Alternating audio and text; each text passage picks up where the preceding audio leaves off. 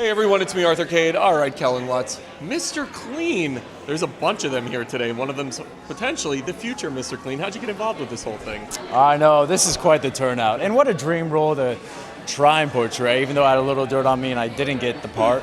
It's fun to open the call up and find the next Mr. Clean. When my team approached me and they said that they were going to do this new vamping, send Mr. Clean away on vacation, and open it up to a casting where people can go to thenextmrclean.com and submit themselves, I jumped at the opportunity. Mr. Clean, for me, we're from the same state. I have a farm in Iowa. It was very iconic because my mother has a lot of boys who she cleaned up after, and I always remembered her using the magic eraser. So when they approached me for this, it was just true to who I was. I love the viral video. We have some video of it.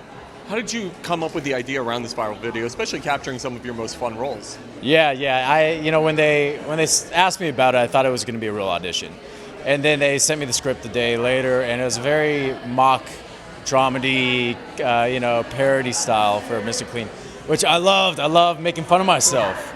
I'm very serious in all my action movies. I love comedies, so being able to poke fun of some of the iconic roles I've been a part of, some iconic, culture, things that we are very relative to right now, and then poking fun and paying homage to Mr. Clean. I just had a lot of fun. So they allowed me to collaborate a little bit with the script and make it our own. Speaking of roles, you've had some of the most fun movies. You worked with Sly. You've worked, obviously, the Twilight franchise. What's next for you? I'm doing press right now for 2 movies. I have a movie called SFE1 coming out later this year, and then The Nest coming out as well end of this year. But fingers crossed. I don't like rumors unless they're good rumors, and He-Man has been I know, I there, keep seeing and it'd be a dream. I got all my Masters of the Universe toy collection, my Power Swords out. I've met with the right people, and I'm just excited that they're remaking that movie. Dolph Lundgren did a great job, but it's time to bring back Eternia. It is. When you look at specific roles like a He-Man potentially, what do you look for in the roles you choose? Well, for me, I fell into acting at the age of 19, so it's been more passion play. So stuff that's very historic for me and classic to my upbringing, like the roles that I really love and calls to me, like Mr. Clean, like I grew up with this. Now, if it was another product that I just never used, I'm not that person who's just going to jump on a bandwagon.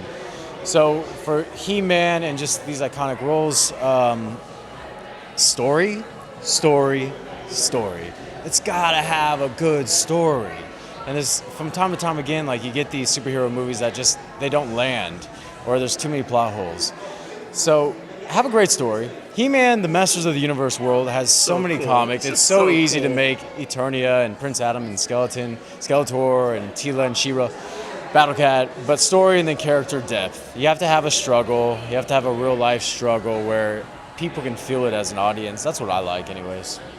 When you look back on the Twilight franchise, I got to ask, did you ever imagine being part of that it would blow up into what it did? It's crazy to look back and see it became this iconic franchise. Yeah, that was a mystery to me. I had no idea. I really didn't even want to do Twilight, not to knock it. Like, I'm very blessed to have been a part of it. But when my agent, Ron Daly, sent it my way and I read it, I was very much not into it. I'm not into those types of movies. And we didn't have fangs, so I didn't really feel like I was playing a vampire. And he wanted me to audition for Edward, which he was just too high-strung, too serious for me. And then I turned that down and just even auditioning. And Robert Pattinson is a brilliant actor. He portrayed Edward brilliantly.